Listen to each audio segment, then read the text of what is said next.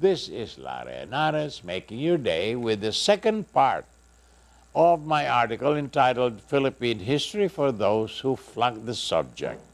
And we continue to quote Ferdinand Magellan and the Lost Wednesday, Part 2.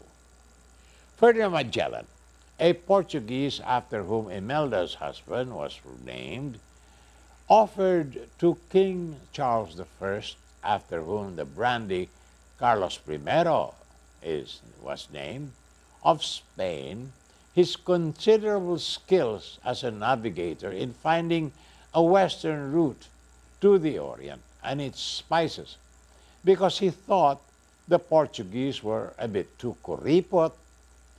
The banker family, the Fuggers of Germany, even offered to finance his expeditions for concessions because it was the only way they could collect what that balasubas Charles I owed them.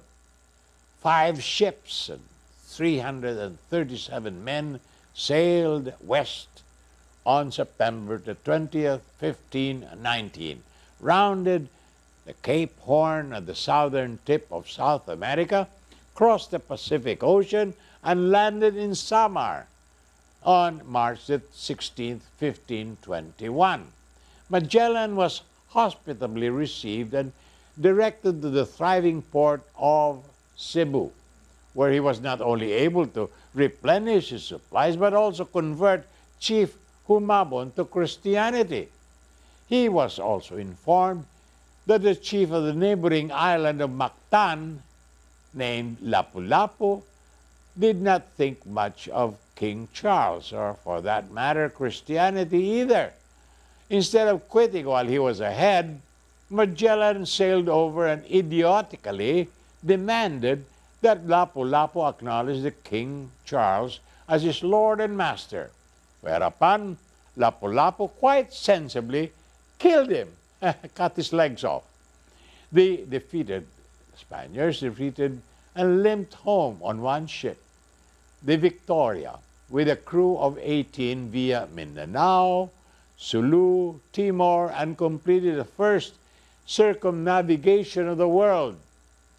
Arriving in Spain on September the 6th, 1522, they incidentally discovered that they lost a Wednesday en route to the west, proving the necessity of an international dateline.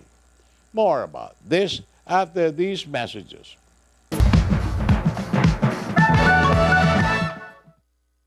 This is Larry Henares making your day with the second part of an article I wrote entitled The Philippine History for Those Who Have Flunked the Subject.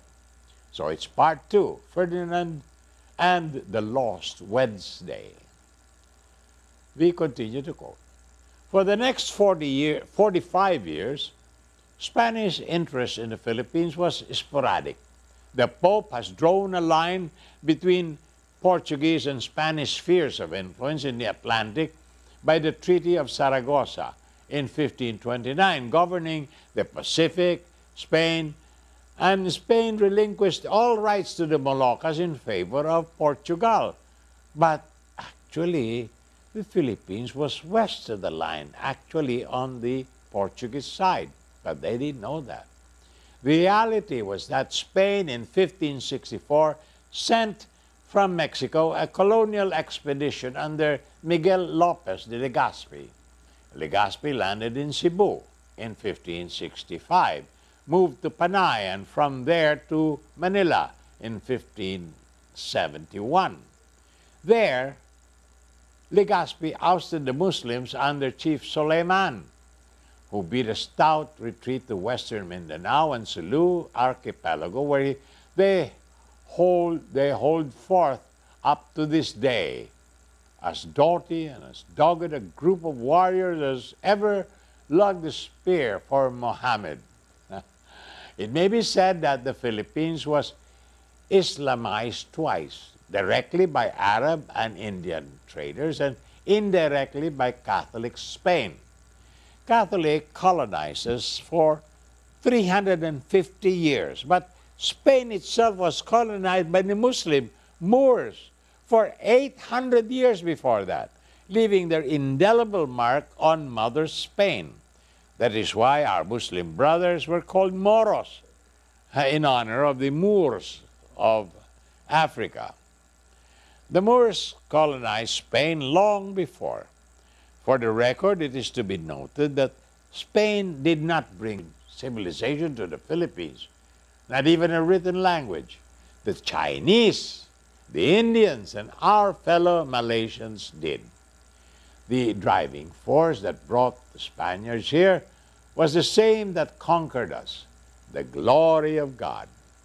Though this was tough on the Aztecs of Mexico and the Incas of Peru, who happened to have gold that God apparently needed.